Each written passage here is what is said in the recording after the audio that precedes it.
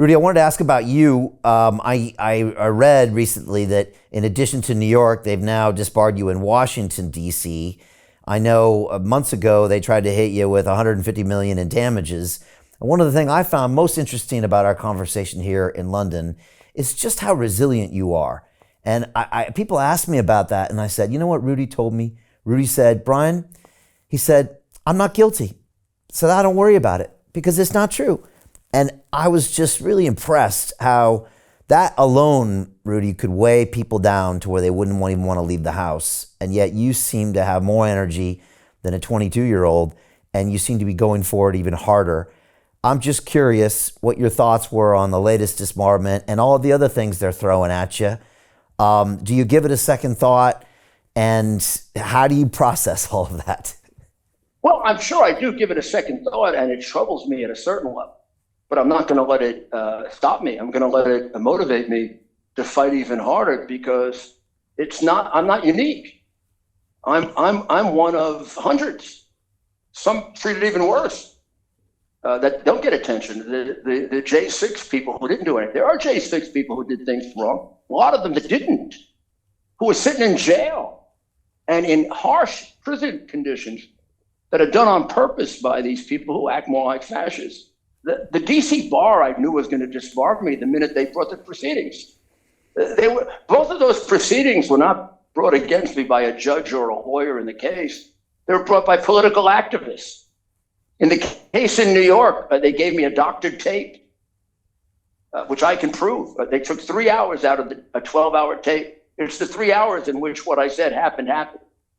So I'm going to appeal all of this. I'm on it. In that judgment, we just filed our appeal. And hopefully we're going to get to some point to a group of judges who aren't Democratic hacks. That's what you're dealing with in New York. The New York court system, city court system, is completely a Democratic dictatorship made up of judges selected by the Democratic politicians.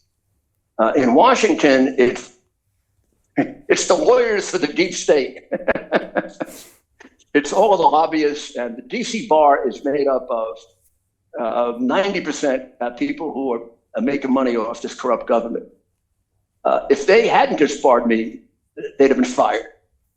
So I know what I'm dealing with, and hopefully I can play a role in straightening out my country and passing on to my children better than it was passed on to me, because right now I'd be passing on a country much weaker by a lot than it was given to me. And that isn't right. That is our obligation is to improve our countries. You know, in the news right now, they're talking about breaking up Google. And when you were in my studio last time, you know, I was telling you a little bit about, the violation of free speech of one of their companies, which is YouTube, and how, it's really a violation of the Constitution. And I asked if Trump won, if you might be one of the guys that goes in there and maybe prosecutes, finally, some of these social media platforms for violating laws. I'm curious what you think of the breakup, and do you think that there's a possibility that could happen in the Trump administration? I think it's really important, but other people say those companies are too powerful. But then again, I feel like Trump could have so much momentum, and he's going in there to do everything. Bobby's going to go after maybe some of the NIHs and the FDAs and some of the big food, and Elon could go after the efficiency, and it could be really the time to make these tech platforms start respecting the law. Curious what you think about that. I think you're absolutely right, and I think he will, because the only way we're going to restore free speech in this country is to do that. They have created a monopoly on the distribution of information, and they conspire with the government to deal when the government is favorable to them, and they're favorable to the government in order to do it. Courts have come very, very close, Supreme Court, very close to recognizing that. The minute they recognize that, then you can apply all the antitrust laws to them and everything else.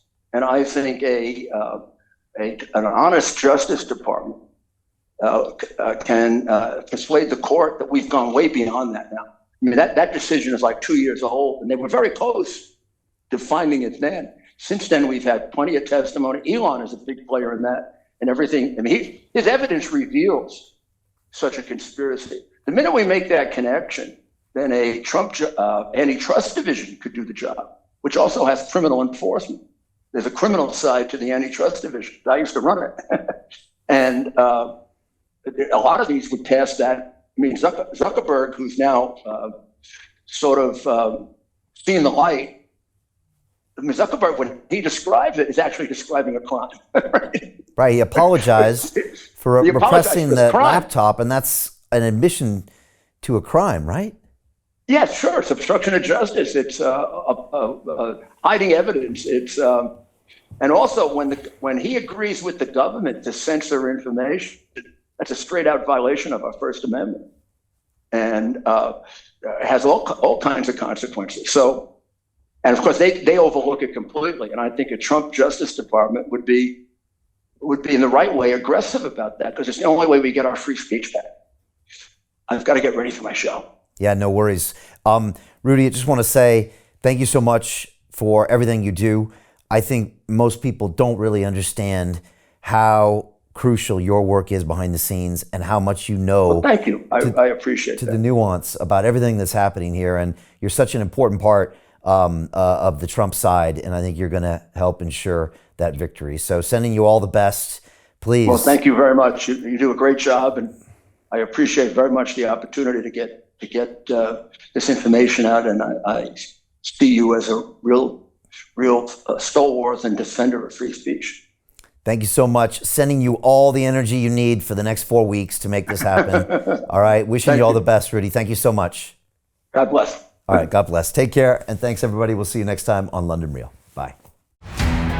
How do you get out of a rat race? How do you create wealth not only for yourself, but also for the generations to come after? I am absolutely amazed with the quality of companies that we're getting exposure to. We go on to Zoom calls with the innovators and the folks who are building new applications in metaverse, blockchain, artificial intelligence, decentralized finance. What's going on, everybody? Thumbs up if you can see me. We are focusing on early stage investment. And the quality of people that we're getting exposure to, whether it be Dan Tapiero with 1RT, Jason Ma from Open, Yatsu from Animoca. It's been a phenomenal experience thus far.